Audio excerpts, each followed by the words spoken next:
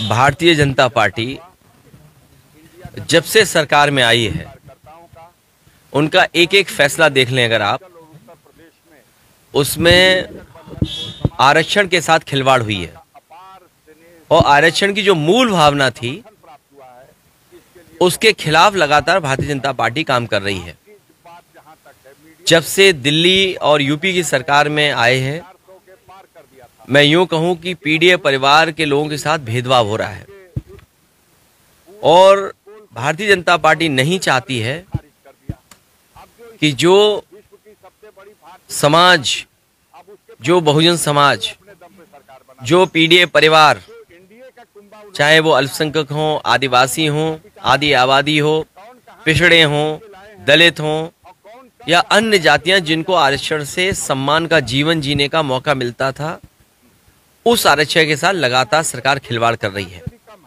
जहां तक पिछले चुनाव में एक कदम बढ़कर के हम सभी लोगों ने मांग की कि जाति जनगणना हो और आबादी के हिसाब से हक और सम्मान मिले, यही हमारा संविधान कहता है।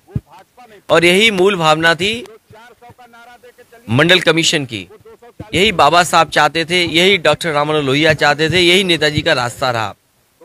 ये जो लोग आजकल पत्र लिख रहे हैं या दिखावटी काम कर रहे हैं, ये भारतीय जनता पार्टी को बचाना चाहते हैं।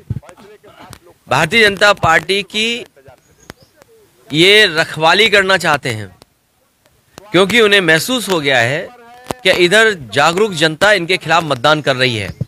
पहला सवाल ये है कि यही लोग आरक्षण को लेकर के जो आज चिंता व्यक्त कर रहे हैं, लेटरल एंट्री हुई थी तब कहां थे?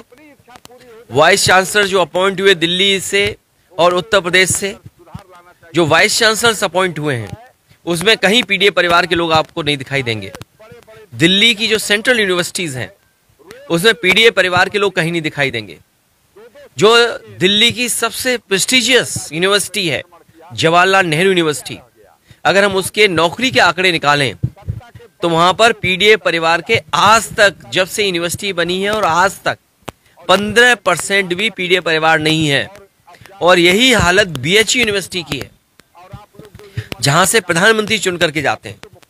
अगर हम ये दो यूनिवर्सिटी का देख लें और वाइस चांसलर्स का अपॉइंटमेंट देख लें और वाइस चांसलर्स ने जिनको नौकरी दी है उनके हम आंकड़े देख लें, तो आप पाएंगे कि इस सरकार में आरक्षण के साथ खिलवाड़ हुई है। आरक्षण की मूल भावना से ये अलग हुए हैं, ये आरक्षण के पक्ष में नहीं है। 1 तारीख से समाजवादी पार्टी वृक्षारोपण करने जा रही है। देखिए, ये जो चिट्ठी पत्र या जो आरक्षण के पक्ष में आज बोल रहे हैं, ये तमाम वो लोग हैं जो भारतीय जनता पार्टी को बचाते हैं। ये उस दल को बचा रहे हैं जो दल भारतीय जनता पार्टी आरक्षण के खिलाफ है।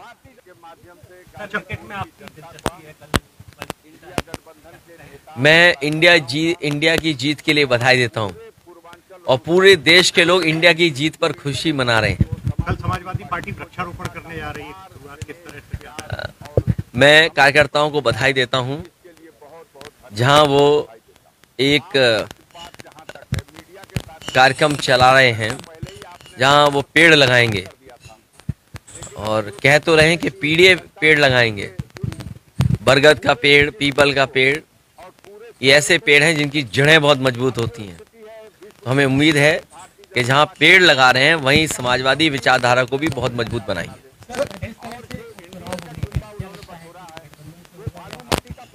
देखिए, ये फैसला अभी का नहीं है, बाद का होगा। अभी तो तारीख ही नहीं पता कि चुनाव कब होगा।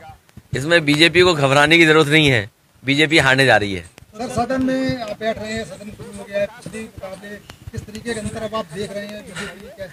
याद होगा आपको, जब उत्तर प्रदेश का चुनाव था तो हम याद दिलाते थे कि 60 लाख बच्चों के परिवारों के साथ खिलवाड़ हुई थी, उनके भविष्य के साथ खिलवाड़ हुई, और उसका गणित भी बताते थे कि अगर उस परिवार के सदस्यों को केवल हम माँ बाप को जोड़ दें तो 3 गुना 60 लाख, 1 करोड़ 80 लाख परिवार या लोग ऐसे थे या वोट जो प्रभावित थे सीधे सीधे।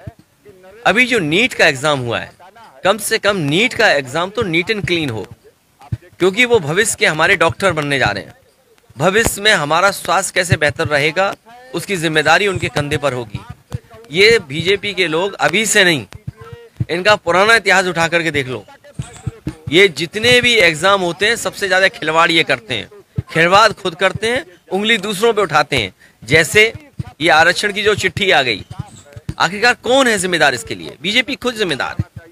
तो जब अपॉइंटमेंट्स हो रहे थे, ये तमाम चिट्ठी लिखने वाले कहाँ थे? सदन में